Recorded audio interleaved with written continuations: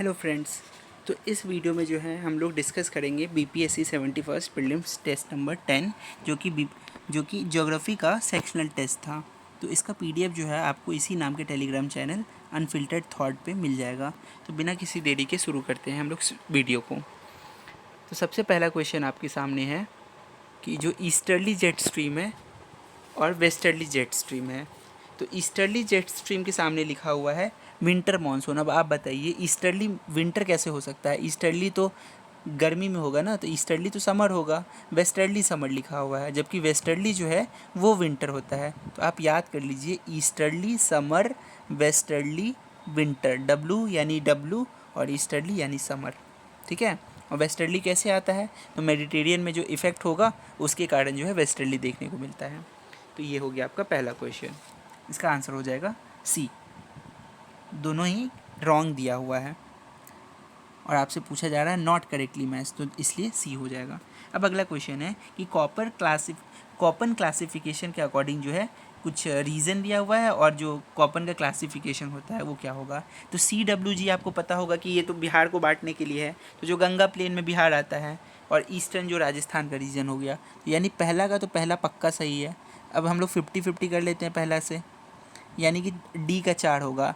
जो AMW है ये आपका western coast of south Goa दिखाता है। अब आपको पता रखना है कि AS कहाँ पे होगा, जहाँ पे AS का फुल फॉर्म होता है कि monsoon with dry summer. Monsoon तो आता है लेकिन समर ड्राई होता है, तो ये कौन सा रीजन होगा? तो इंडिया में एक ही रीजन है जहाँ पे ड्राई समर होता है और मॉनसून जो आता है, तो ये आपका तमिलनाडु और कोरोमंडल कोस्ट है। कि जो तमिलनाडु का रीजन है, यहाँ पे जो है गर्मी के दिनों में बारिश नहीं होती। यहाँ पे जब रिट्रीटिंग मानसून आ रहा होता है तब बारिश होगा, ना कि जो साउथ वेस्ट मानसून है। तो यहाँ पे जो आपका ओरोग्राफिक रीजन देखने को मिलता है, क्योंकि यहाँ पे नीलगिरी का माउंटेन है, ठीक है।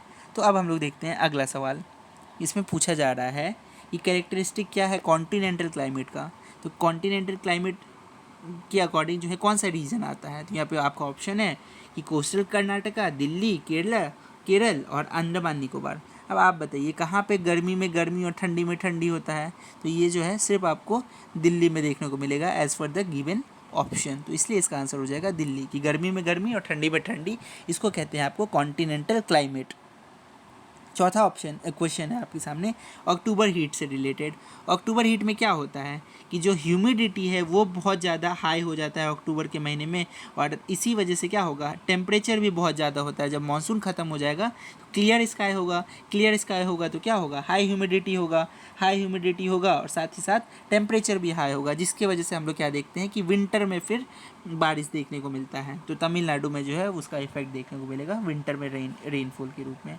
अब अगला सवाल है आपके सामने 5वां नंबर क्वेश्चन, तो इसलिए इसका बी हो गया आंसर। 5वां क्वेश्चन पूछ रहा है कि जो इंटर ट्रॉपिकल कन्वर्जन जोन है ये लो प्रेशर जोन होता है और इनकरेक्ट पूछा जा रहा है। बिल्कुल सही बात है कि जो इक्वेटर पे आपको बनता हुआ देखने को मिलता है ITCZ, और लो प्रेशर जोन है, जिसकी वजह से क्या होगा, जो ट्रेड विंड है वो कन्वर्ज करेगा, उसके बाद क्या होगा, यहाँ से जो है विंड मूव करेगा कोरियोलिस फोर्स की मदद से, और फिर जो है 20 से 25 डिग्री की टेम्परेचर, 20 से 25 डिग्री जो लैटिट्यूड है वहाँ पे जो है माउंटेन ट्रफ बनता है। तो दोनों ही स्टेटमेंट जो है सही है। तो इसीलिए जो है नीदर वन नॉट टू, दोनों ऑप्शन जो है गलत हो जाएगा, क्योंकि इनकरेक्ट पूछा था और दोनों सही है। तो इसीलिए जो है नीदर वन नॉट टू। अगला सवाल पूछा जा रहा है रिगार्डिंग इंडियन मानसून कि it is a type of seasonal wind. अब मानसून का तो डेफिनेशन ही होता है सीजनल रिवर्सल ऑफ विंड, तो ये तो पहला सही हो गया। दूसरा पूछा जा रहा है कि जो तिब्बत प्लेटू है वो एक्ट करता है as a high pressure zone in summer. अब आप एक बात बताइए, तिब्बत प्लेटू क्या होगा, गर्म होगा? ये बहुत औच पौच हो गया, हम लोग इरेज करके करते हैं एक बार। जो तिब्बतन प्लेटू है ये क्या होगा? तिब्बत प्लेटू तो हॉट जगह है, जब वहाँ पे टेम्परेचर हाई है, हाई टेम्परेचर यानी क्या होगा, लो प्रेशर। तो यहाँ पे बोला जा रहा है कि हाई प्रेशर जोन बनेगा, तो ये कहीं संभव है नहीं है, तो इसलिए इसका ऑप्शन नंबर ए सिर्फ सही होगा। अब अगला सवाल है क्वेश्चन नंबर 7 इसमें बोला जा रहा है कि एक रेनफॉल रीजन है और कहाँ पे कैसा बारिश होगा। तो अभी कुछ देर पहले हमने बात की थी कि जो तमिलनाडु है यहाँ पे रिट्रीटिंग मानसून होता है, और जो वेस्टर्न घाट है यहाँ पे ओरोग्राफिक रेनफॉल होगा। ये ओरोग्राफिक रेनफॉल क्या कि एक जगह बारिश हो रहा है, दूसरी जगह जो है वो रेन फेडेड इलाका बना रहा है। और तीसरा पंजाब हरियाणा वाला रीजन है, वहाँ पे जो साइक्लोनिक रेनफॉल होता है कि साइक्लोन जब आता है वेस्टर्न कोस्ट में तो उसका असर जो है देखने को मिलता है पंजाब हरियाणा में, और वहाँ पे बारिश होता है। तो इसलिए इसका आंसर जो है आपका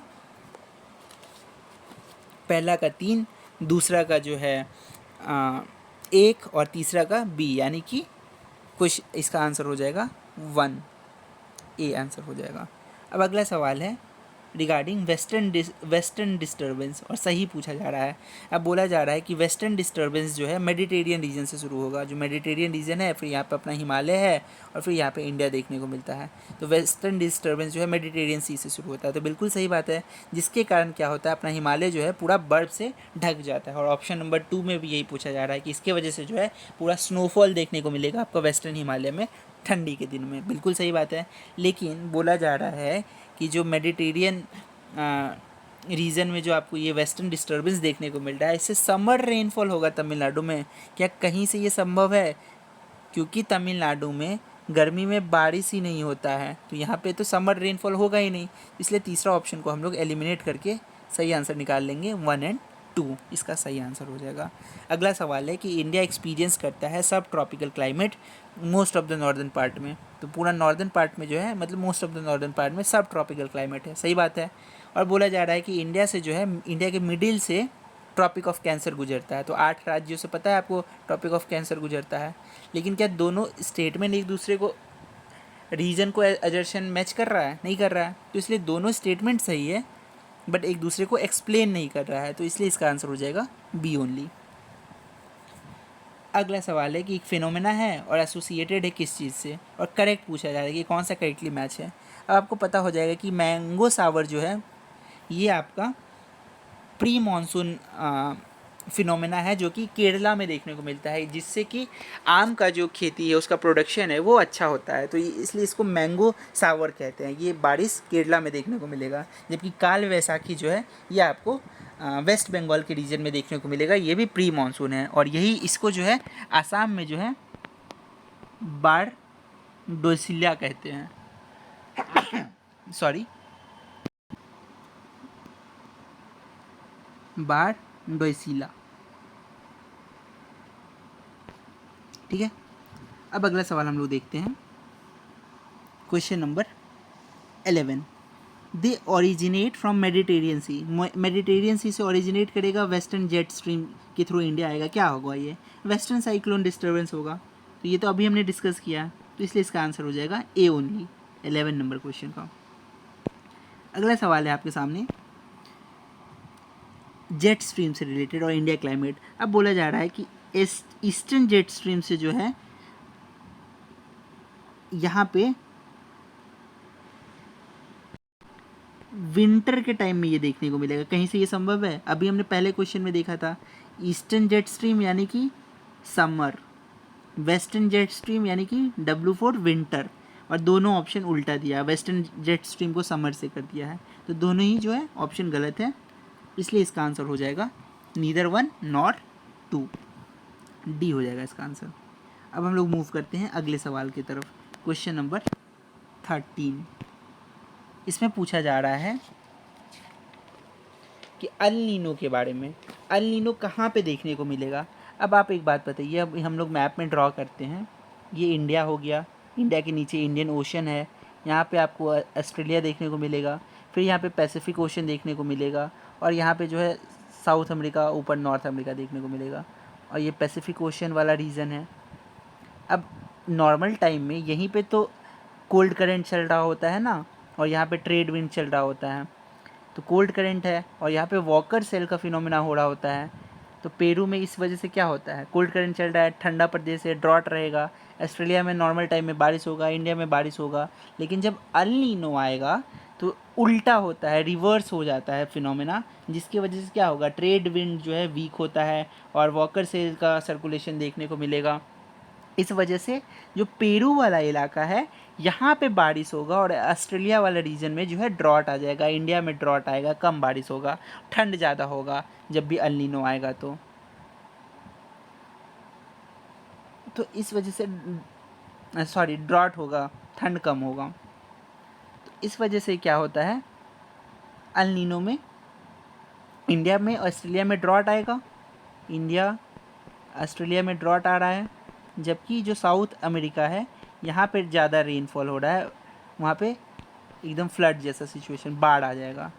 तो ये कहाँ पे हुआ पूरा फिनोमेना, ये पैसिफिक में ना हुआ। तो इसमें बोला जा रहा है कि अटलांटिक ओशन में होता है, नहीं होता है। इंडियन ओशन में होता है, नहीं होता है। क्या ये सेंट्रल और ईस्टर्न पैसिफिक में होता है? बिल्कुल सही है कि ये ईस्टर्न और सेंट्रल पैसिफिक में होता, सेंट्रल और ईस्टर्न पैसिफिक में होता है। तो इसलिए इसका आंसर सी हो जाएगा। अब हम लोग डिस्कस कर लिए अल नीनो के बारे में कि अल नीनो जो है वीक करता है मानसून को, जिससे इंडिया में ड्रॉट आएगा, बिल्कुल सही है। साउथ वेस्ट मानसून को जो है डिले करता है, बिल्कुल सही बात है। तो दोनों ऑप्शन सही है, लेकिन तीसरा बोल रहा है कि इससे जो है साइक्लोनिक एक्टिविटी होता है। अब अगर कहीं पर ड्रॉट आ रहा है तो क्या इससे साइक्लोन आने का संभावना है? नहीं ना।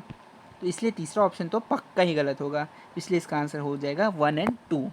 अल नीनो से जो है साइक्लोन नहीं आता है, वो तो ला नीनो से आएगा जब बारिश का सिचुएशन बनेगा। अब अगला सवाल है क्वेश्चन नंबर 15। इसमें बोला जा रहा है कि अल नीनो का प्राइमरी मैकेनिज्म क्या है जो इफेक्ट करता है इंडियन मानसून को। तो अभी हमने डिस्कस किया था कि वीकन होता है ट्रेड विंड और वॉकर सर्कुलेशन देखने को मिलता है। तो इसीलिए जो है इसका आंसर हो जाएगा आपका बी। ये हमने डिस्कस कर लिया अभी, इसलिए हम लोग जल्दी जल्दी कर रहे हैं। अब ला नीनो बोल रहा है अगले सवाल में कि ला नीनो जो है जनरली देखने को मिलता है मानसूनल रेनफॉल इंडिया में। बिल्कुल सही बात है कि ला नीनो जब आएगा तो इंडिया में ज़्यादा बारिश होगा, बाढ़ का सिचुएशन बनेगा। और क्यों? क्योंकि ईस्टर्ली जो ट्रेड विंड है वो इन्हांस करता है मानसून के फ्लो को इंडियन सब कॉन्टिनेंट में। तो इसका एक्सप्लेनेशन भी बिल्कुल सही दिया हुआ है। अब बोला जा रहा है तमिलनाडु के बारे में क्या सही है। तो बोला जा रहा है कि तमिलनाडु जो है पैरेलल है बे ऑफ बंगाल के। इधर आपको बे ऑफ बंगाल देखने को मिलता है, इधर अरेबियन सी। तो बिल्कुल सही है कि केरला जो है अरेबियन सी के साइड है और तमिलनाडु जो है बे ऑफ बंगाल के साइड है। तो ये तो पहला पक्का सही है। दूसरा बोल रहा है कि रेन शेडो जोन जो है बन जाता है अरेबियन सी साइड से मानसून आने पे। इधर से जब साउथ वेस्ट मानसून आ रहा होता है तो नीलगिरी की वजह से क्या होता है कि जो आपका केरल हो गया, कर्नाटक हो गया, महाराष्ट्र हो गया, इधर तो बारिश होगा, लेकिन तमिलनाडु में बारिश नहीं होता है। ये एक रेन शेडो जोन बन जाता है। तो ये बिल्कुल सही बात है। रिट्रीटिंग मानसून जब आएगा तब जो है केरला में आपको बारिश देखने को मिलेगा। तो ये दोनों स्टेटमेंट केरला के बारे में सही है। अब हम लोग देखते हैं क्वेश्चन नंबर 18। अब बोला जा रहा है कि लो प्रेशर होता है गंगा प्लेन में, जिससे कि आपको रात में क्लियर स्काई देखने को मिलेगा, टेम्परेचर बढ़ेगा, हाई ह्यूमिडिटी होगा। तो अभी हमने हीट वेव के बारे में यही, अक्टूबर हीट के बारे में यही पढ़ा था कि जो टेम्परेचर राइज करेगा ह्यूमिडिटी राइज होगा, जिससे क्या होगा, क्लियर स्काई होगा। तो फिर इसका फिनोमेना से क्या हम लोग को देखने को मिलेगा कि एक तरीके से रिट्रेटिंग मानसून का ये फिनोमेना क्रिएट कर रहा होता है। तो इसलिए इसका आंसर जो होगा रिट्रेटिंग मानसून हो जाएगा।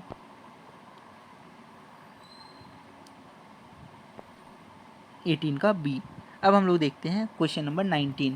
बोला जा रहा है कि एनुअल रेनफॉल के बारे में। तो सबसे ज़्यादा रेनफॉल आपको कहाँ पे देखने को मिलेगा? सबसे ज़्यादा रेनफॉल जो है आपको वेस्टर्न घाट में देखने को मिलेगा। जो नॉर्थ ईस्टर्न रीजन है, मेघालय वाला आसपास इलाका, वहाँ पे देखने को मिलेगा। तो पहला स्टेटमेंट तो सही हो गया। अब बोला जा रहा है कि दिल्ली, हरियाणा, पंजाब, दक्कन प्लेटो में 100 से 200 सेंटीमीटर बारिश होगा। ना जी ना, जो दक्कन वाला इलाका हो गया, दिल्ली हरियाणा हो गया, यहाँ पे 50 से 100 सेंटीमीटर बारिश होता है। 100 से 200 सेंटीमीटर बारिश कहाँ पे होगा? तो ये जो है आपको 100 से 200 सेंटीमीटर ये बिहार में देखने को मिलता है। ये वेरी वेरी इंपॉर्टेंट हो जाता है, आप नोट कर लीजिए इसको कि बिहार में जो है 100 से 200 सेंटीमीटर बारिश देखने को मिलेगा। अब बिहार में तो हो रहा है, बिहार के अलावा कहाँ पे होगा? तो गुजरात और ईस्टर्न तमिलनाडु में भी 100 से 200 सेंटीमीटर बारिश देखने को मिलता है। ये आपको पता होना चाहिए। अब अगला सवाल है क्वेश्चन नंबर 20। इसमें बोला जा रहा है कि 95% जो आयरन ओर है वो उड़ीसा, झारखंड और छत्तीसगढ़ के पास है। ओनली लगा दिया है। क्या ओनली लगाने पे सही हो जाएगा? नहीं होगा। इसके अलावा जो है गोवा, कर्नाटक, तेलंगाना, आंध्र प्रदेश और तमिलनाडु, ये 5 और स्टेट मिलके जो है तब 95% पूराते हैं आयरन ओर को। अब दूसरा ऑप्शन है कि इंडिया जो है लार्जेस्ट रिजर्व करता है आयरन ओर का एशिया में, तो ये बिल्कुल सही स्टेटमेंट है, इसलिए इसका आंसर हो जाएगा 2 ओनली। अब क्वेश्चन नंबर 21 बोल रहा है कुद्रेमुख, बादाम पहाड़, बैलादिला, ये सब जो है आयरन ओर के माइंस है, तो ये बिल्कुल सही बात है, तीनों का तीनों जो है सही है, इसका डी आंसर हो जाएगा। अब कुद्रेमुख जो है आपको पता होना चाहिए कर्नाटक में है, बादाम पहाड़ जो है उड़ीसा में है, बैलादिला जो है छत्तीसगढ़ में है, और साथ ही साथ आपको पता होना चाहिए कि झारखंड में जो है गुआ और नौमांडी है, ये भी आयरन ओर के लिए इंपॉर्टेंट साइट है। ठीक है, अब अगला सवाल है, पूछा जा रहा है इसमें कि जो माइंस लाइक बालाघाट, शिवमोगा, सुंदरगढ़, ये किस चीज़ से रिलेटेड है, तो ये सारा साइट जो है आपको मैग्नीज से रिलेटेड है, और सबसे ज़्यादा मैग्नीज कहाँ पे प्रोड्यूस किया जाता है, तो सबसे ज़्यादा मैग्नीज जो है उड़ीसा में प्रोड्यूस किया जाता है, ये भी आप नोट कर लीजिए, एडिशनल इन्फॉर्मेशन को आप नोट करते जाइएगा। अगला सवाल है कि बॉक्साइट जो है मेनली टर्टरी डिपॉजिट में मिलता है, जो कि आपको लेटराइट रॉक से एसोसिएटेड है, बिल्कुल सही बात है। और इनकरेक्ट स्टेटमेंट पूछ रहा है, ये याद रखिएगा, तो पहला तो पक्का सही है कि बॉक्साइट जो है लेटराइट रॉक में देखने को मिलेगा, और जो कोलाबा है, ये जो मुंबई का इलाका, महाराष्ट्र का इलाका है, कि कोलाबा हो गया, थाने हो गया, रत्नागिरी सतारा थाने, ये सब इंपॉर्टेंट बॉक्साइट का साइट है, बिल्कुल सही बात है। लेकिन अगला स्टेटमेंट है कि बालाघाट जो हो गया, या छिंदवाड़ा, निमाड़, मांडला बेल्ट, ये सब जो है इंपॉर्टेंट बॉक्साइट का साइट है, नहीं जी नहीं, ये जो है आपका मैग्नीज़ के लिए इम्पॉर्टेंट साइट है, ये आपको पता होना चाहिए। मध्य प्रदेश में मैग्नीज़ का ये सब साइट है, जो छिंदवाड़ा, निमाड़, मालदा बेल्ट, ये सब। ठीक है, अगला सब, इसलिए इसका ऑप्शन 3 जो है गलत हो जाएगा।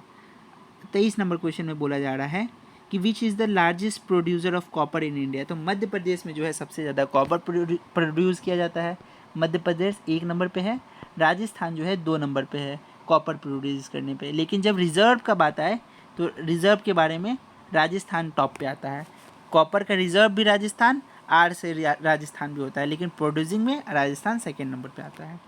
Question number 25 mica producing region क्या है, तो माइका यानी कि अभ्रक जिसको हिंदी में हम लोग बोलते हैं, तो कोडरमा इसके लिए जाना जाता है, PYQ भी है, UPSC तक पूछ चुका है, ये तो अब बस आपको आँख बंद करके याद रखना है कि माइका कोडरमा गया हजारीबाग प्लेटो में पाया जाता है।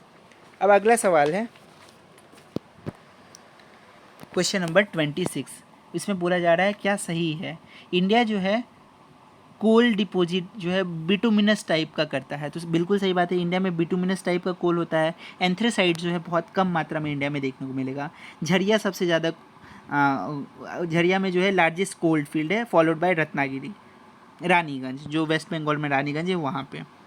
दोनों स्टेटमेंट सही है, पहला भी सही है, दूसरा भी सही है, लेकिन तीसरा बोल रहा है कि जो सिंगरौली है, कोबरा हो गया, नेवाली हो गया, तेलचाल हो गया, ये कोल माइन है, तो ये क्या सही है, तो ये भी बिल्कुल सही बात है। जो कोल माइन है ये आपको पता होना चाहिए। सिंगरौली कहाँ पे है, मध्य प्रदेश में है। कोबरा कहाँ है, छत्तीसगढ़ में है। तालचार कहाँ है, तालचार और रामपुर जो है उड़ीसा में है, जबकि नेवाली जो है ये तमिलनाडु में है। तो ये सब आपको पता होना चाहिए। आप वीडियो पॉज करके इसको नोट कर सकते हैं अपने नोटबुक में। क्वेश्चन नंबर 27 पूछ रहा है एंथ्रासाइट्स। अभी हमने बताया कि एंथ्रासाइट्स कहाँ पे मिलेगा, ये आपका जो है जम्मू कश्मीर में मिलेगा। और बिटुमिनस कहाँ मिलेगा, दामोदर वैली में मिलेगा। तो पहला का 4 और दूसरा का 2, चौथा का 2, यानी हमने 50-50 कर लिया।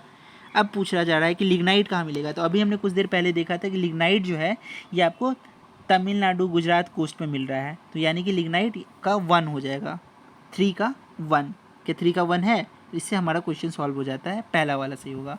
तो टेरिटरी कोल जो है ये आपको कहाँ पे मिलेगा, ये आपको असम और मेघालय में देखने को मिलता है। तो ये आप बस याद कर लीजिए।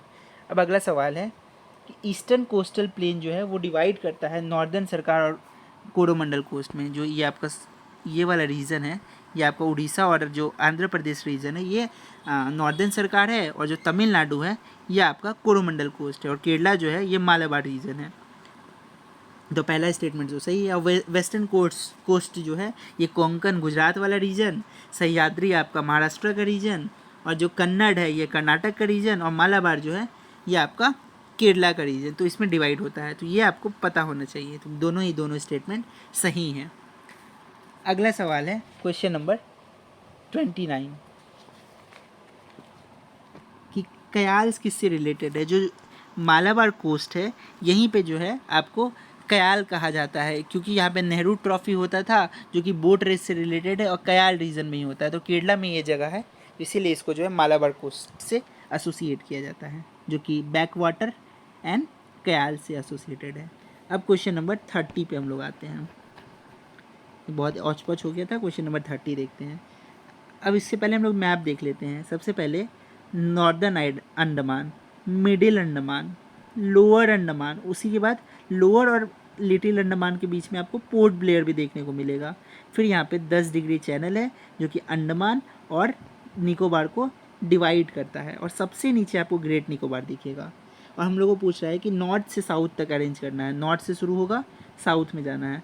तो नॉर्दर्न अंडमान से शुरू होते हुए ग्रेटर अंडमान निकोबार में ख़त्म करना है। तो हम लोग को शुरू करना है नॉर्थ अंडमान से और ग्रेट निकोबार में ख़त्म करना है। 4 से शुरू होता हुआ और 2 से ख़त्म हुआ, ये कौन सा ऑप्शन में है? 4 से शुरू होता हुआ और 3 से ख़त्म होता हुआ, तो ये आपका ऑप्शन नंबर या तो ए होगा या तो सी होगा।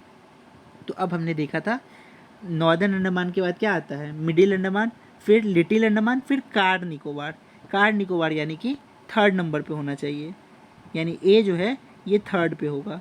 इस हिसाब से जो है हमने इसका आंसर फाइंड आउट किया कि सी इसका जो है करेक्ट आंसर होगा। तो आप मैप को बस एक बार देख लीजिए, याद कर लीजिए। नॉर्दर्न अंडमान, मिडिल, लोअर, फिर लिटिल अंडमान, फिर कार निकोबार और सबसे नीचे जो है ग्रेट निकोबार है।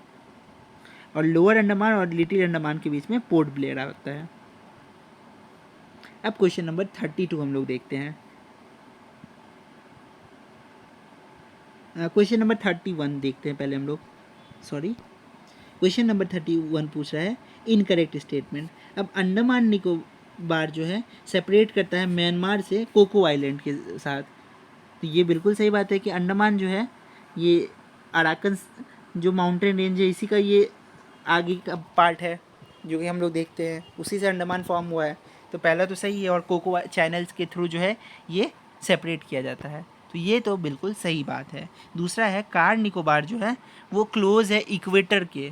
क्या ये इक्वेटर के क्लोज है? ये तो ग्रेट निकोबार होगा ना इक्वेटर के क्लोज, क्योंकि इक्वेटर क्या कहाँ पड़ता है? अगर हम लोग देखें इंडिया तो ऊपर कैंसर के पास पड़ता है इंडिया, लेकिन नीचे जो है इक्वेटर पड़ेगा, और इक्वेटर के पास कौन होगा? जो इंडिया का सबसे नीचे वाला पॉइंट है जो कि ग्रेट निकोबार है। तो इसलिए ग्रेट निकोबार आइलैंड जो है वो क्लोज है इक्वेटर के। तो इसलिए दूसरा ऑप्शन तो हमारा आंसर निकल गया। इनकरेक्ट पूछा था और दूसरा ही इनकरेक्ट है।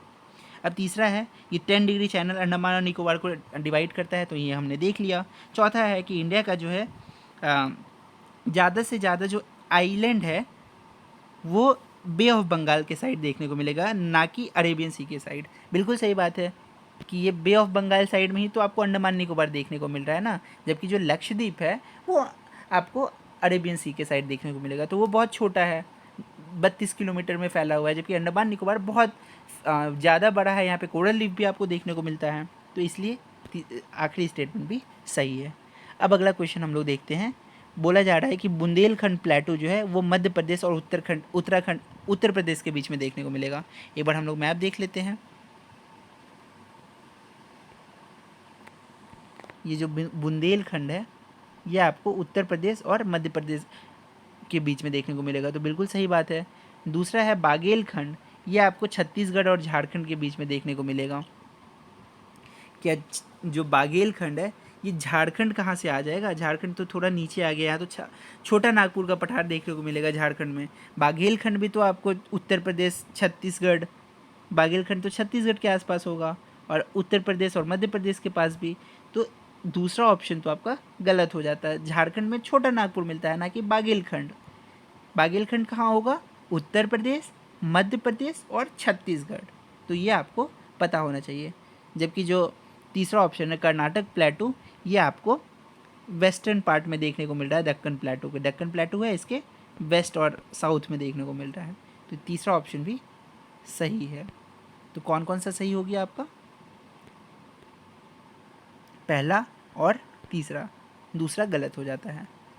बागेलखंड छत्तीसगढ़, मध्य प्रदेश और यूपी के बीच में है। बुंदेलखंड यूपी और मध्य प्रदेश के बीच में है। तो ये आपको मैप पता होना चाहिए। अब अगला सवाल है, वेस्टर्न घाट को लोकली क्या कहा जाता है? तो आपको पता होना चाहिए, अभी हमने देखा था वेस्टर्न घाट जो है महाराष्ट्र में सह्याद्री कहा जाता है, ना कि केरला में। नीलगिरी जो है कर्नाटक और तमिलनाडु में कहा जाता है, दूसरा तो पक्का सही है। और तीसरा अन्नामलाई जो है कर्नाटक में, नहीं जी नहीं, अन्नामलाई जो है तमिलनाडु में कहा जाएगा ना। और जो नल्ला तमिलनाडु और केरला में, जबकि नल्ला मल्ला जो है ये आपको आंध्र प्रदेश में कहा जाता है। तो इसीलिए आपका दूसरा ऑप्शन सिर्फ सही है, नीलगिरी तमिलनाडु और कर्नाटक में। अब हम लोग देखते हैं क्वेश्चन नंबर 34। अब बोला जा रहा है कि जो पेनिनसुलर प्लेटू है इसको कितना ट्रॉपिकल भाग में हम लोग बांट सकते हैं। तो एक तो पहला दक्कन प्लेटू हो गया, इसमें हम लोग बांटेंगे। दूसरा जो सेंट्रल हाईलैंड हो गया वो पार्ट में हम लोग बांटेंगे। और जो तीसरा हो गया जो नॉर्थ ईस्टर्न वाला प्लेटू होता है, ना कि गारो खासी जयंतिया नहीं, वो तो हम लोग का दक्कन प्लेटू का एक्सटेंशन है। उसके अलावा जो होता है पटकाई चाम वाला जो रीजन है, तो वो सब में बांटेंगे। तो 3 मेन रीजन हो सकता है, तो हम लोग 3 पार्ट में जो है इसको बांट देंगे। पहला दक्कन प्लेटू, दूसरा सेंट्रल हाईलैंड और तीसरा नॉर्थ ईस्ट प्लेटू। तो इसलिए 3 हो जाएगा इसका सही आंसर। अब अगला सवाल है कि हील को बोला जा रहा है नॉर्थ से लेके साउथ तक में अरेंज करने। अब आप एक बार मैप देख लीजिए। सबसे नीचे क्या होगा आपका? सबसे नीचे जो है अन्नामलाई है। उसके बाद क्या होगा आपका? उसके ऊपर जो है आपका नीलगिरी है, जिसका बाबा बुदान सबसे हाईएस्ट पीक है। फिर जो है आपका क्या होगा? फिर आपका सेवरॉय हो जाएगा, सेवरॉय यहाँ पे हो जाएगा। और फिर जो है आपका नल्ला मल्ला होगा बहुत ऊंचाई में। इस हिसाब से अगर हम लोग क्वेश्चन पे आए तो सबसे नीचे क्या है? सबसे नीचे हम लोग का अन्नामलाई है, यानी कि 1 से शुरू करना है हम लोगों को। फिर क्या आएगा? दूसरा नीलगिरी आएगा। फिर क्या आएगा? सेवरॉय आएगा, यानी कि 1, 2, 4 और 3।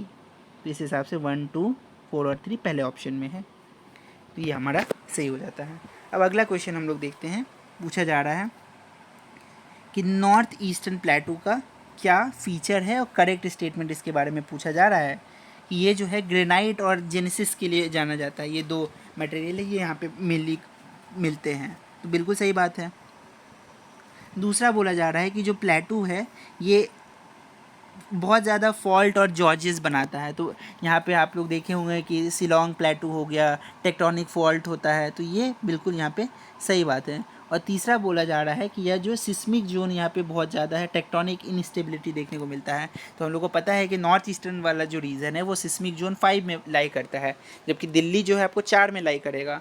लेकिन जो नॉर्थ ईस्टर्न वाला रीजन 5 में, क्यों? क्योंकि वहाँ बहुत ज़्यादा फॉल्ट है, डीप वैली बनता है वी शेप में। तो इस वजह से वहाँ पे इनस्टेबिलिटी बहुत ज़्यादा रहता है। तो तीनों का तीनों स्टेटमेंट जो है सही है, आपको बस याद रखना है। ये सी हो जाएगा ऑप्शन।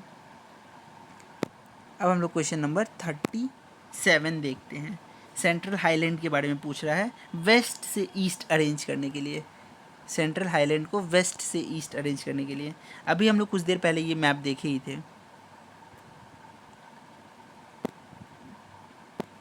ये मैप हमने देखा था। अब इसमें बोला जा रहा है वेस्ट से ईस्ट, यानी कि वेस्ट है, ये वेस्ट है मालवा, हम लोग को ईस्ट जाना है। पहले क्या होगा? मालवा होगा, बुंदेलखंड होगा, बागेलखंड होगा, फिर छोटा नागपुर होगा। तो क्वेश्चन पे आते हैं।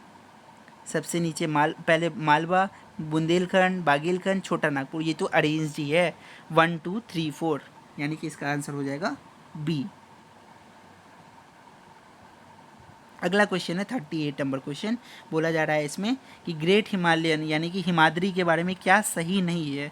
अब आप बताइए, इसका नाम ही ग्रेट हिमालय है, क्या इसका एवरेज हाइट 4000 मीटर होगा?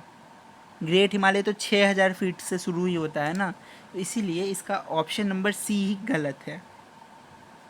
इसका एवरेज हाइट जो है लगभग 6000 होता है। बाकी ये सही बात है कि इसका हाईएस्ट पीक जो है माउंट एवरेस्ट है, कंचनजंगा है, 6000 से ऊपर ही होगा ना। अब यहाँ पे जो है एक कंटिन्यूअस माउंटेन रेंज है, तो ये सारा बात सही है। बस इसका एवरेज हाइट आपको पता होना चाहिए, 6000 होगा, और हाईएस्ट पीक कंचनजंगा और माउंट एवरेस्ट है। अगला सवाल है क्वेश्चन नंबर 39। जो सिंटेक्शियल बैंड कहा जा रहा है हिमालय का, वो कहाँ से कहाँ तक होता है? तो आपको पता होना चाहिए, अगर ये मैप में हिमालय आ रहा है तो ये आपका नामचा बरवा से लेके नंगा पर्वत तक ये पूरा आपका सिंटेक्शियल बैंड है। यही जो बैंड है इसी को सिंटेक्शियल बैंड कहते हैं। और इसी वजह से जो है आपका जो ब्रह्मपुत्रा नदी है वो ऊपर से मानसरोवर से निकलता है, जो ज़रूर है, लेकिन इसका सारा पानी जो है ऑलमोस्ट ये चाइना को मिलता है, और इंडिया में जो है ये अरुणाचल प्रदेश से आता हुआ बे ऑफ बंगाल में चला जाता है, पूरा असम को कवर करते हुए। इसलिए इसका आंसर हो जाएगा नंगा पर्वत टू नामचा बरवा ए। अब हम लोग देखते हैं क्वेश्चन नंबर 40। इसमें बोला जा रहा है कि रीजनल डिवीजन हिमालय का, इसके लिए भी हम लोग अगला मैप देखते हैं। जो ज्योग्राफी है इसको हम लोग को मैप से ही पढ़ना होगा। बोला जा रहा है पंजाब से सतलुज नदी जो है ये काली में इसको डिवाइड किया जाएगा। नहीं, पंजाब से लेके जो हिमालय वाला रीजन है ये आपको सतलुज का रीजन होता है। काली कहाँ पे होगा? काली जो है आपका नेपाल, जो कुमाऊँ से लेके नेपाल का रीजन है ये काली वाला रीजन है, जो कि बहुत डिस्प्यूटेड है इंडिया और नेपाल के बीच में। आपने कोविड के समय में देखा था कि यहाँ पे जो है बहुत डिस्प्यूट हो गया था काली रिवर को लेके। तो कुमाऊँ और नेपाल के बीच में जो रीजन है इसको काली कहते हैं। और जो नेपाल है और जो नीचे वाला रीजन हो गया इंडिया का, ये आपका तिस्ता वाला रीजन हो गया। ठीक है, तो पंजाब और हिमालय के बीच का सतलुज हो गया, कुमाऊँ और हिमालय के बीच में जो आपका गंगा वाला रीजन हो गया, नेपाल और हिमालय के बीच में जो रीजन हो गया ये आपका काली रीजन हो गया, और जो नीचे वाला रीजन है ये तिस्ता रीजन है। तो हम लोग क्वेश्चन पे आते हैं। बोला जा रहा है कि Punjab Himalaya lie between Sutlej and Kali. क्या पहला ऑप्शन सही है? तो पहला ऑप्शन तो गलत हो गया ना, वो तो सतलुज और कुमाऊँ के बीच में है, काली थोड़ी है, काली थोड़ी आएगा यहाँ पे, तो सतलुज है और गंगा यमुना है।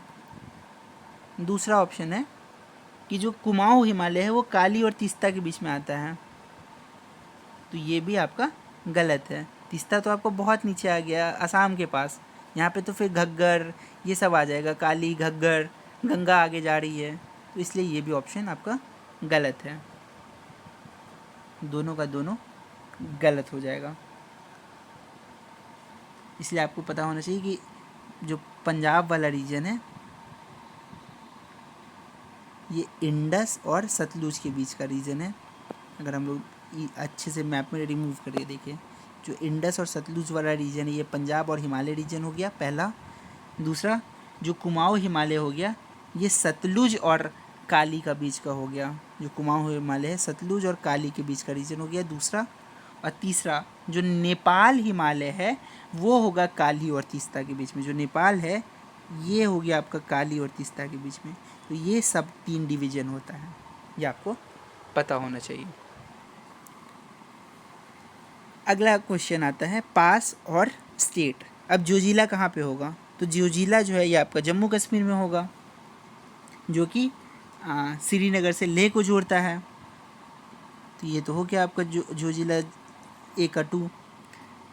अब दूसरा है रोहतांग। रोहतांग किसको जोड़ेगा? जो कुल्लू वाला रीजन है, कुल्लू मनाली, तो कुल्लू से जो लाहौल स्पीति है जहाँ से सतलुज नदी शुरू होती है तो उसको जोड़ता है। और जो नाथुला है ये तो सिक्किम को तिब्बत से जोड़ता है, तो ये आपको पता होना चाहिए। अब हम लोग देखते हैं क्वेश्चन नंबर 42, इसलिए इसका आंसर हो जाएगा 1। क्वेश्चन नंबर 42 क्या है? इसमें पूछा जा रहा है कि क्लाइमेट डाइवर्सिटी हिमालय का, यहाँ पे आपको क्या देखने को मिलेगा? वेरिएशन देखने को मिलेगा अल्टीट्यूड बढ़ने के साथ, बिल्कुल सही बात है। एक तरीके का ओरिएंटेशन ऑफ माउंटेन रेंज है, बिल्कुल सही बात है, कि एक तरह से अलाइंड देखता है आपको माउंटेन, पूरा एक सिस्टम में है। और लैटिट्यूडनल स्प्रेड भी देखने को मिलता है कि आपको हिमालय से लेके जो है नॉर्थ ईस्ट अरुणाचल प्रदेश तक जो है आपको इसका लैटिट्यूडनल स्प्रेड देखने को मिलता है। और डिस्टेंस भी जो है सी से इसका वेरी करता है, क्योंकि जब ये अरुणाचल प्रदेश के पास आएगा तो सी से क्लोज होगा, जबकि जो जम्मू कश्मीर वाला रीजन हो गया वो बहुत ज़्यादा दूर होगा माउंटेन से। तो इस वजह से ये सारा फीचर जो है आपको देखने को मिलता है हिमालयन क्लाइमेट डाइवर्सिटी का। अब हम लोग देखते हैं क्वेश्चन नंबर 43। इसमें बोला जा रहा है कि हिमालय जो है एक्सटेंड करता है इंडस जॉर्ज से लेके वेस्ट में ब्रह्मपुत्रा जॉर्ज तक। क्या ये सही है? अगला सॉरी क्वेश्चन नंबर 43 पहले हम लोग देख लेते हैं। इसमें बोला जा रहा है कि हिमालय जो है किस तरीके का माउंटेन का एग्जाम्पल है। तो सबसे यंग माउंटेन यानी कि फोल्ड माउंटेन होगा। क्वेश्चन इसका हो जाएगा आपको डी।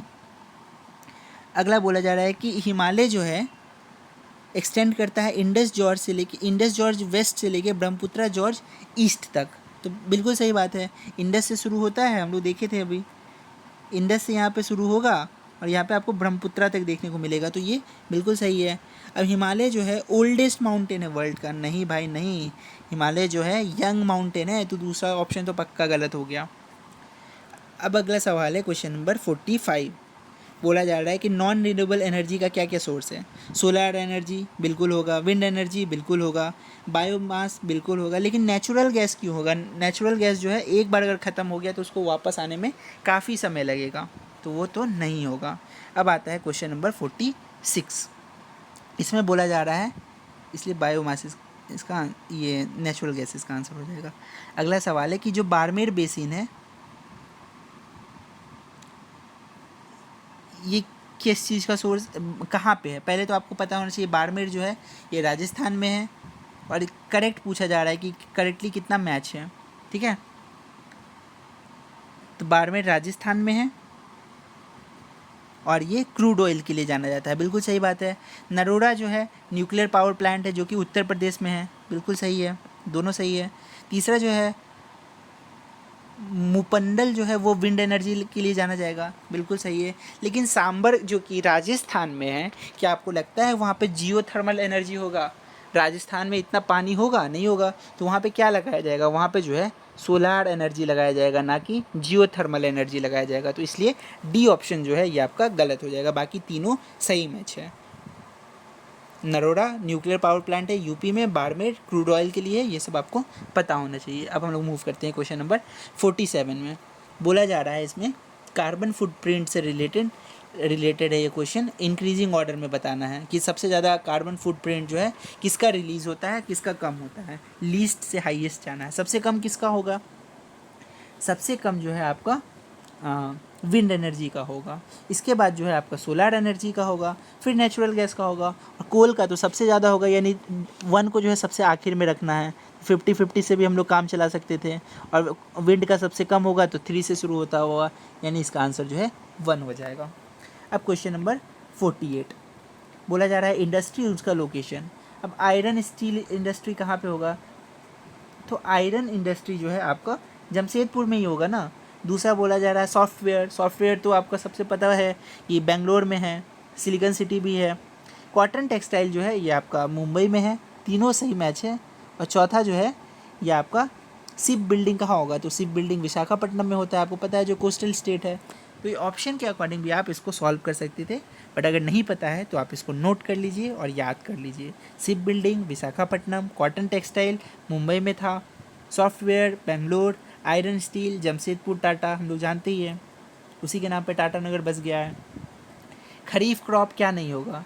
तो आपको पता होना चाहिए खरीफ क्रॉप क्या क्या होगा।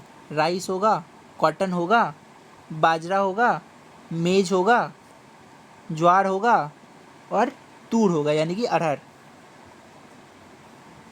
और रबी क्रॉप क्या होगा? वीट हो जाएगा, ग्राम हो जाएगा, रैप सीड हो जाएगा, मस्टर्ड हो जाएगा और बर्ले हो जाएगा। जबकि जायद क्या होता है? जो कुकुम्बर होता है, फ्रूट्स वेजिटेबल ये सब होता है। तो इस हिसाब से आपका ऑप्शन क्या दिया हुआ है कि which is not a kharif crop?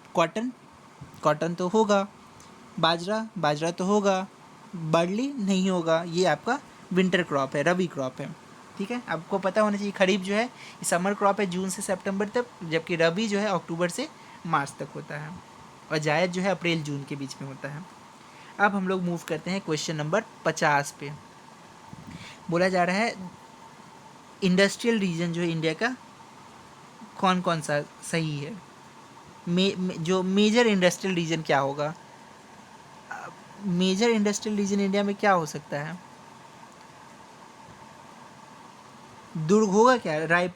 Raipur बड़ा है? नहीं होगा। बिलासपुर जो कोबरा रीजन हो गया ये बड़ा होगा? नहीं होगा।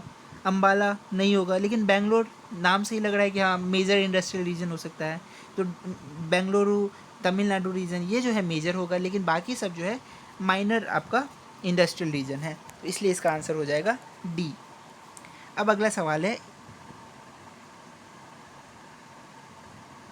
अगला सवाल बोला जा रहा है इंडस्ट्रीज़ है और रीजन पूछा जा रहा है कि पहला जूट मिल कहाँ पे लगा था। तो पहला जूट मिल जो है ये आपको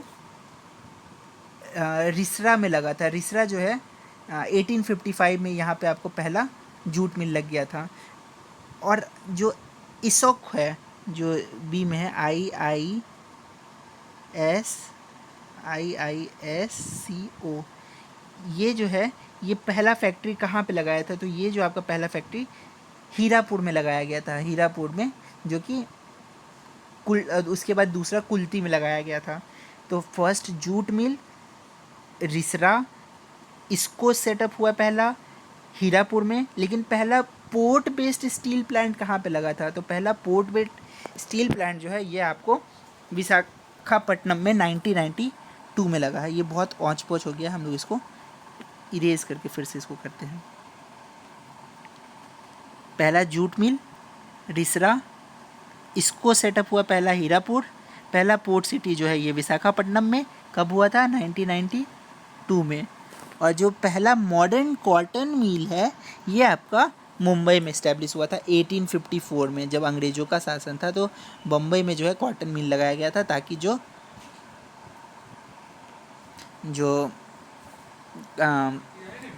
नहीं, तो ये जो है आपका मुंबई में हुआ था, ताकि जो लोकल हैंडीक्राफ्ट था उसको ख़त्म करना था और इंडस्ट्री बेस्ड प्रोडक्शन करना था, वो भी मेनली अंग्रेज़ों के लिए ही।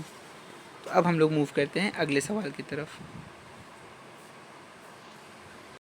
अब अगला सवाल है कि not a feature of green revolution. Use of HIV seeds बिल्कुल था, इंक्रीज यूज़ ऑफ फर्टिलाइज़र बिल्कुल था, मैकेनाइजेशन ऑफ एग्रीकल्चर बिल्कुल था, लेकिन एक्सपेंशन ऑफ कल्टीवेटेड एरिया क्यों होगा। अब एरिया एक्सपेंशन करके क्या होगा कल्टीवेटेड एरिया का, तो ये तो बिल्कुल नहीं होगा। बाकी तीनों जो था ये फीचर था, ताकि जो प्रोडक्शन है हम लोग का वो हम लोग ज़्यादा से ज़्यादा कर सके और सेल्फ सफिशिएंट बना जा सके। ये हम लोग का फीचर रीज़न था, ऑब्जेक्टिव था ग्रीन रेवोल्यूशन का। अब हम लोग देखते हैं शिफ्टिंग कल्टीवेशन, ये एक साइड है और उसका फीचर क्या होगा, ये आपसे पूछा जा रहा है। तो पहला हो जाएगा आपको शिफ्टिंग कल्टीवेशन के लिए ये क्या था, प्रैक्टिस किया जाता था स्मॉल एरिया में, फॉरेस्ट उसको यूज़ किया जाता था, वहाँ से फिर निकल जाया जाता था। एक एरिया को हम लोग पकड़ेंगे, वहाँ पे जो है हम लोग प्रोडक्शन करेंगे, उसको इस्तेमाल करेंगे एक पर्टिकुलर टाइम में, और फिर वहाँ से जो है निकल जाना है। जो प्लांटेशन एग्रीकल्चर था ये इसमें क्या होता था, प्लांटेशन एग्रीकल्चर में जो है एक तरीके का मोनोकल्चर होगा, एक ही टाइप का जो है प्रोडक्ट को उगाया जाएगा विथ प्रोसेसिंग यूनिट्स। और इंटेंसिव सब्सिडाइजेशन में क्या होगा, जब इंटेंसिव सब्सिस्टेंस है तो इसमें जो है हाई लेबर इनपुट लगेगा क्योंकि इंटेंसिव है, जबकि कॉमर्शियल होगा तो क्या होगा, वहाँ पे हाई कैपिटल इनपुट होगा। जब कॉमर्शियल आ गया तो कैपिटल इनपुट ज़्यादा होगा, जब इंटेंसिव है तो लेबर इनपुट ज़्यादा होगा। तो ये आपको पता होना चाहिए। अब इसके अकॉर्डिंग जो है आप क्वेश्चन इसको सॉल्व कर सकते हैं, इसका आंसर हो जाएगा ए। अब अगला सवाल है, करेक्ट ऑर्डर में बोल रहा है रिवर को फ्रॉम नॉर्थ से साउथ। अब नॉर्थ से साउथ रिवर को अरेंज करना है। हम लोग एक बार मैप में देख लेते हैं। रिवर सबसे ऊपर क्या है, नर्मदा है, नॉर्थ से शुरू हो रहा है। नर्मदा के बाद यहाँ पे तापी आ जाएगी आपको, उसके बाद आपको गोदावरी देखने को मिलेगी, फिर जो है आपको कृष्णा देखने को मिलेगी, और सबसे नीचे जो है केरला के साइड में कावेरी देखने को मिलेगी। तो इसके अकॉर्डिंग जो है अब हम लोग क्वेश्चन पे आते हैं। इसके अकॉर्डिंग नर्मदा से शुरू होगा, फिर तापी होगा, फिर गोदावरी होगा, और फिर लास्ट में जो है कृष्णा होगा। तो इसलिए ए इसका सही आंसर हो जाता है। अब हम लोग देखते हैं क्वेश्चन नंबर 55। इसमें बोला जा रहा है कि only Bangladesh, China, Pakistan share border with 5 state and union territory of India.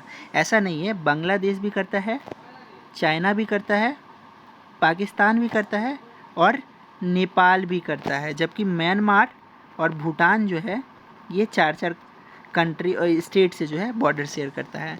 और दूसरा ऑप्शन है कि अरुणाचल प्रदेश जो है 2 कंट्री से बॉर्डर शेयर करता है। नहीं, अरुणाचल प्रदेश जो है 3 कंट्री से बॉर्डर शेयर करता है। पहला हो गया आपका चाइना, ये आप नोट कर लीजिए कि अरुणाचल प्रदेश जो है पहला चाइना, दूसरा आपका हो गया म्यांमार, तीसरा हो गया आपका भूटान। ये 3 से जो है बॉर्डर शेयर करता है। जबकि 4 कंट्री कौन था जो कि 5 स्टेट ये यूटी से बॉर्डर शेयर करता है? These are Bangladesh, China, Pakistan और नेपाल। ठीक है, तो इसलिए दोनों ही ऑप्शन जो है आपका गलत हो जाता है। अब हम लोग मूव करते हैं क्वेश्चन नंबर 56 की ओर। बोल रहा है कि हिमाचल जो है सिचुएटेड है साउथ ऑफ हिमाद्री। तो ठीक है, हिमाचल जो है साउथ ऑफ हिमाद्री कैसे हो सकता है? अगर हम लोग मैप देखें, मैप तो है हमारे पास, हम लोग मैप को ही देख लेते हैं। ये जो हमारा मैप है इसमें हिमाचल वाला जो रीजन है ये साउथ ऑफ हिमाद्री है। हिमाद्री ऊपर होगा, उसके नीचे, नीचे तो साउथ ही होता है, ऊपर नॉर्थ होता है। ये अगर हिमाद्री है नॉर्थ वाला रीजन, तो इसके नीचे हिमाचल है साउथ। तो ये तो पक्का सही है पहला। हम लोग क्वेश्चन में देख लेते हैं।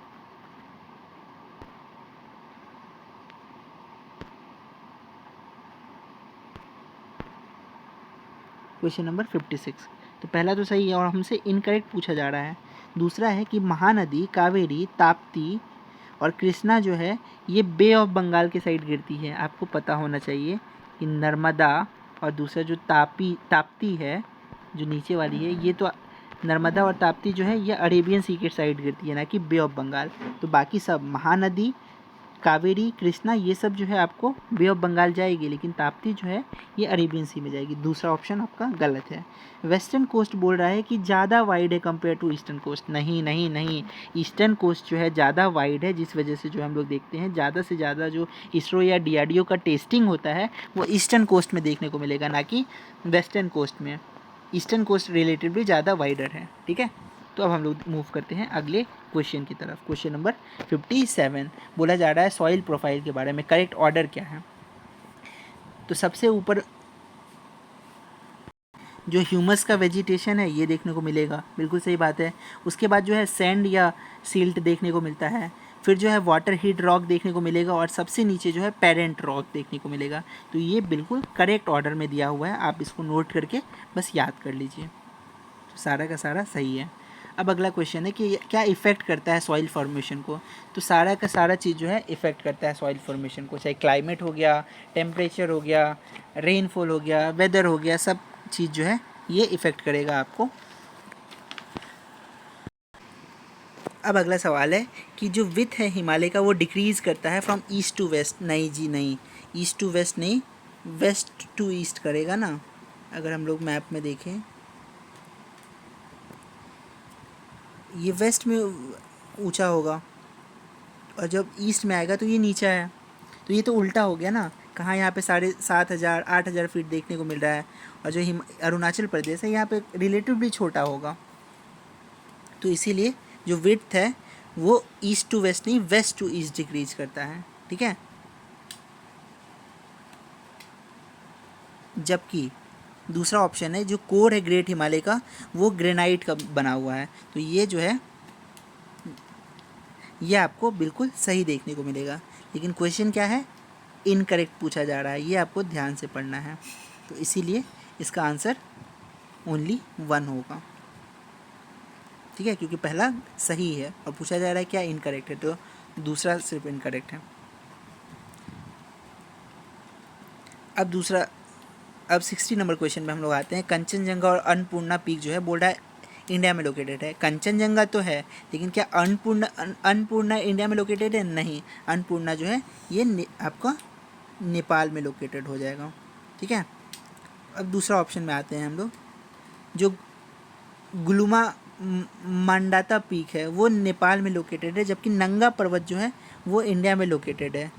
तो ये तो पक्का सही है कि जो गुरुला मंडाता पीक है वो नेपाल में है और कंचनजंगा इंडिया में है, अन्नपूर्णा नेपाल में है। तो एक बार आप जो है लिस्ट देख लीजिएगा कि कौन सा पीक जो है वो नेपाल में है, कौन सा पीक जो है वो इंडिया में है। ठीक है, अब क्वेश्चन नंबर हम लोग 61 पे आते हैं।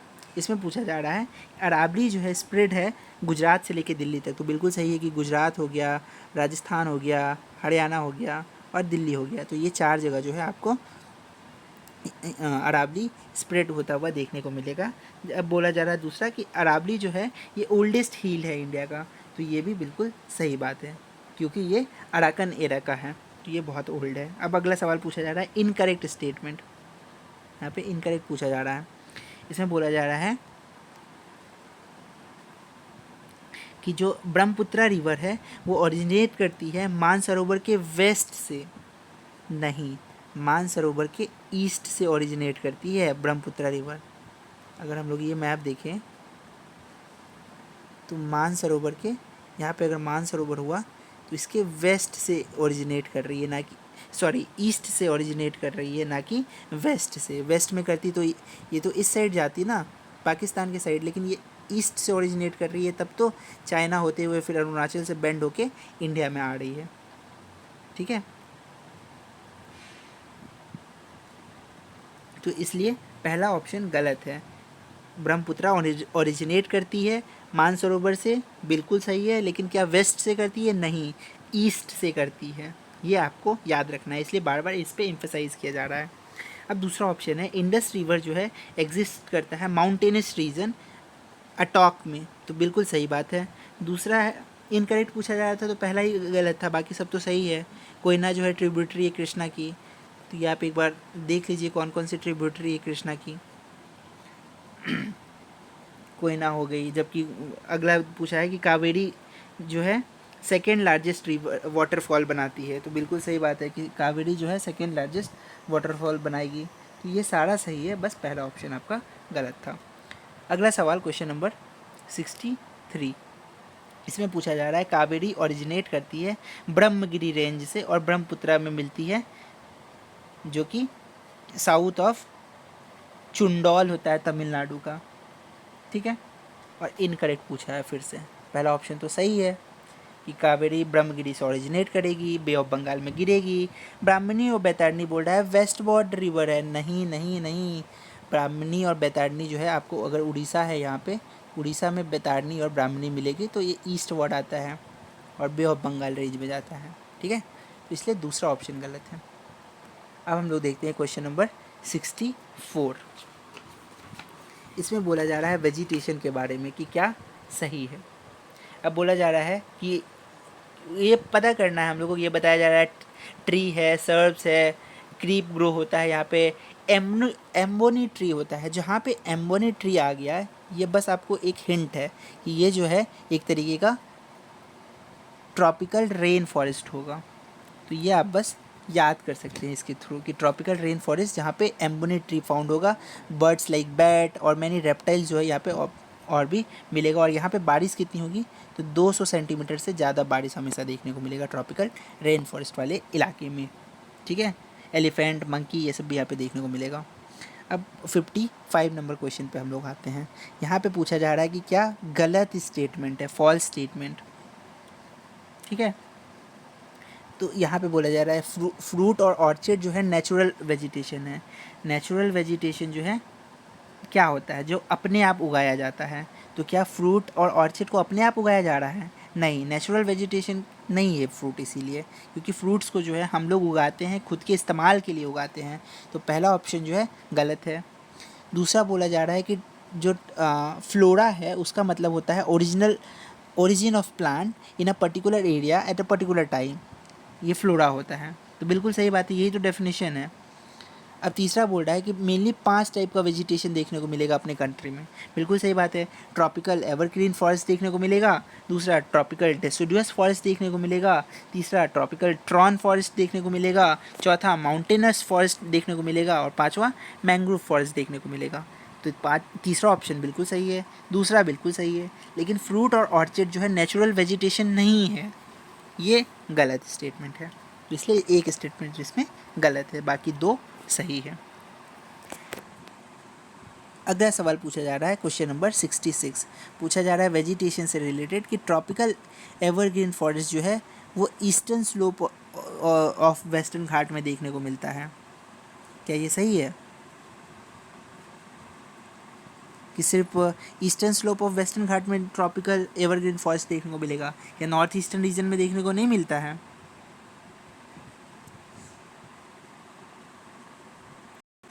दूसरा ऑप्शन है कि जो ट्रॉपिकल एवरग्रीन फॉरेस्ट है वो अरावली माउंटेन रेंज में मिलेगा। अरावली में कहाँ से ट्रॉपिकल माउंटेन आ गया, अरावली में तो बारिश ही कम होगा ना, तो दूसरा ऑप्शन तो पक्का गलत है।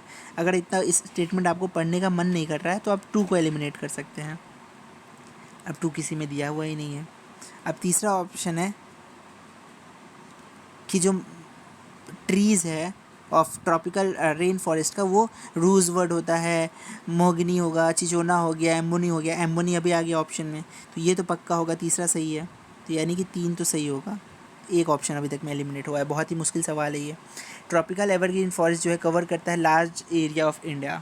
नहीं, ये कैसे हो जाएगा, ये आपको ईजी ऑप्शन मिल गया कि इंडिया इतना बड़ा है, ट्रॉपिकल रेन फॉरेस्ट ज़्यादा से ज़्यादा मिलता है, 200 सेंटीमीटर से ज़्यादा बारिश होगा। नहीं, ऐसा नहीं है। इंडिया में मेनली 100 से 200 सेंटीमीटर के बीच बारिश होता है। तो चौथा ऑप्शन भी गलत हो जाएगा।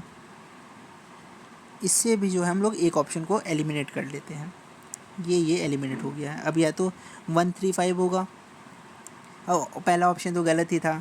अब खेत ट्री जो है ये ड्राई डेसिडुअस फॉरेस्ट का पार्ट है, तो ये पक्का सही है। ये बहुत मुश्किल सवाल है, ऐसा एग्ज़ाम में आएगा सवाल तो आपको स्किप करना है, क्योंकि ये बहुत टाइम कंज्यूमिंग हो सकता है। अब हम लोग मूव करते हैं क्वेश्चन नंबर 67 में पूछा जा रहा है हिमालयन माउंटेन रेंज के बारे में। बॉटम से टॉप पे जाना है, तो वहाँ पे कैसा वेजिटेशन देखने को मिलेगा, सबसे बॉटम से टॉप पे। अब सबसे ज़्यादा वहाँ क्या मिलेगा, सबसे ज़्यादा वहाँ पे लाइकेन देखने को मिलेगा, तो वो तो सबसे आखिर में हम लोग को लगाना है। डेसिडुअस फॉरेस्ट मिलेगा वहाँ पे, तो डेसिडुअस फॉरेस्ट जो है वहाँ पे बहुत कम मिलेगा। उसके बाद जो है वहाँ पे जो मॉइस्ट टेम्परेट फॉरेस्ट है वो देखने को मिलेगा, तो ये ऑप्शन नंबर 1 में आ रहा है। इसके बाद जो है हम लोग को टेम्परेट ग्रास देखने को मिलेगा, और फिर जो है लाइकेन देखने को मिलेगा। तो इस हिसाब से ऑप्शन नंबर जो सी है ये देखने को मिलता है सही। अब हम लोग मूव करते हैं क्वेश्चन नंबर 68 में। अब ये क्वेश्चन हम लोग देख भी चुके थे कि कर्नाटक, केरला, तमिलनाडु में कौन सा सॉइल मिलता है, तो हम लोग देखे थे कि यहाँ पे जो है लेटराइट सॉइल मिलता है, तो इसलिए इसका सी ऑप्शन जो है, डी ऑप्शन जो है सही हो जाएगा। अब अगला सवाल है कि जो फ्लोइंग वाटर कर्व है, flowing water cut through clay soil creates deep channel. जब ऐसा होता है तो क्या इसको डीप चैनल बोलते हैं? नहीं, ये डीप चैनल नहीं होता है, ये जो है आपका गली बनाता है। कि जब वाटर जा रहा होता है फिर बीच में कट गया, तो ये एक तरीके का गली बना रहा होता है, ना कि सीट इरोजन हो रहा है। और जब अपर वाला पार्ट जो है उसका इरोजन हो रहा होता है तो उसको क्या कहते हैं हम लोग? सॉइल इरोजन कहते हैं। कि जब ऊपर वाला पार्ट का इरोजन हो रहा होता है तो सॉइल इरोजन है, ना कि वो गलीज कहा जाता है। तो ये दोनों ही स्टेटमेंट जो है आपका गलत दिया हुआ है, उल्टा दिया हुआ है। जो अपर सॉइल डिसॉल्व होगा वो सॉइल इरोजन है, जबकि जो फ्लो करेगा वाटर बीच बीच में कटता जाएगा तो ये एक तरीके का आपका गली क्रिएट हो रहा है। ठीक है, अब हम लोग मूव करते हैं अगले सवाल की तरफ। इसमें पूछा जा रहा है कि जब low annual rate is applied at a large population, तो इसको क्या कहेंगे? जब लो एनुअल रेट अप्लाइड होगा लार्ज पॉपुलेशन में, इससे क्या होगा? रिलेटिव ग्रोथ होगा, वो लो होगा नहीं। अब आप एक बात बताइए, इकोनॉमी का कॉन्सेप्ट है कि जब पूरा पॉपुलेशन लार्ज, वहाँ पे ग्रोथ रेट कम है, तो अगर कुछ भी हो रहा है तो बराबर बराबर हो रहा है, तो ये एक तरीके का इंडिकेशन क्या होगा? हम लोग डाउन हो रहे हैं या ऊपर जा रहे हैं? हम लोग ऊपर जा रहे हैं ना, क्योंकि पूरा ही लो है। तो इस तरीके से जो है ये हाई रेट को बताता है, ना कि लो। अब दूसरा ऑप्शन है आपके पास कि चिल्ड्रेन बॉर्न पर 1000 population is called birth rate. यहाँ पे क्या होगा ये तो लिखना होगा, सिर्फ लिख दिया है कि चिल्ड्रेन बॉर्न। चिल्ड्रेन बॉर्न में क्या, किस तरीके का चिल्ड्रेन बॉर्न? चिल्ड्रेन जो न्यू बॉर्न होगा ना, कि चिल्ड्रेन जिंदा रह रहा है या नहीं रह रहा है, लिव बॉर्न, लिव बर्थ, हाँ, तो ये रहना ज़रूरी है। यहाँ पे कुछ लिखा ही नहीं है, इसलिए ये भी स्टेटमेंट जो है आपका दोनों गलत हो जाता है। कि पॉपुलेशन अगर बहुत हाई है तो ग्रोथ रेट भी जो है, सॉरी, अगर पॉपुलेशन हाई है और रिलेटिव ग्रोथ रेट है तो वो हाई ही रहेगा, ना कि लो रहेगा, ठीक है। और जब लिव चिल्ड्रन होगा तो वो बर्थ रेट होगा, जब जो बच्चे डाई कर रहे होंगे तो वो जो है आपका मॉर्टेलिटी रेट होता है, ठीक है। अब हम लोग मूव करते हैं क्वेश्चन नंबर 71 की तरफ। इंटरनल माइग्रेशन जो है bring changes in the size of population. तो ठीक है कि इंटरनल माइग्रेशन जो है ये पॉपुलेशन में चेंज क्यों लाएगा।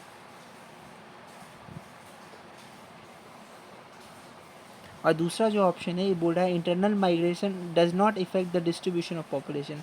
कैसे नहीं डिस्ट्रीब्यूशन में इफ़ेक्ट करता है, हालांकि कंट्री के अंदर इफ़ेक्ट करेगा लेकिन इफ़ेक्ट तो करेगा ना। तो दोनों ही स्टेटमेंट जो है गलत है। अब अगला सवाल बोला जा रहा है कि कृष्णा रिवर जो है वो कौन कौन से राज्य से होकर गुजरती है। तो कृष्णा रिवर जो है अगर हम लोग देखें मैप में, कृष्णा कहाँ से शुरू हो रही है। कृष्णा आपकी महाराष्ट्र से शुरू हो रही है, फिर ये जो आंध्र प्रदेश, तेलंगाना, कर्नाटक, ये सब जगह से गुजर रही है। तो इसलिए आपका ऑप्शन हो जाएगा महाराष्ट्र, कर्नाटक, आंध्र प्रदेश और तेलंगाना। Option number C. अब अगला सवाल है, नर्मदा है, नर्मदा पे कौन सा डैम है, चंबल पे कौन सा डैम है, कृष्णा पे कौन सा डैम है, कावेरी पे कौन सा डैम है। तो आपको पता होना चाहिए नर्मदा पे जो है, नर्मदा ओमकारेश्वर से निकलती ही है तो वहाँ पे जो है ओमकारेश्वर डैम हो जाएगा। चंबल पे जो है आपका राणा प्रताप सागर डैम हो जाएगा। कृष्णा पे जो है नागार्जुना डैम होगा जो कि आंध्र प्रदेश में है। और कावेरी पे जो है मेट्रो डैम हो जाएगा। तो ये आपको पता होना चाहिए। अब अगला क्वेश्चन है क्वेश्चन नंबर 74, डी इसका सही आंसर है। अब सलाल प्रोजेक्ट किस रिवर पे है। तो सलाल प्रोजेक्ट जो है आपका जो चेनाब रिवर है इस पे आपको देखने को मिलेगा। ये एक हाइड्रो इलेक्ट्रिकल प्रोजेक्ट है जो कि जम्मू कश्मीर में आपको देखने को मिलता है, चेनाब रिवर पे सलाल प्रोजेक्ट, ठीक है। अब हम लोग देखते हैं क्वेश्चन नंबर 75।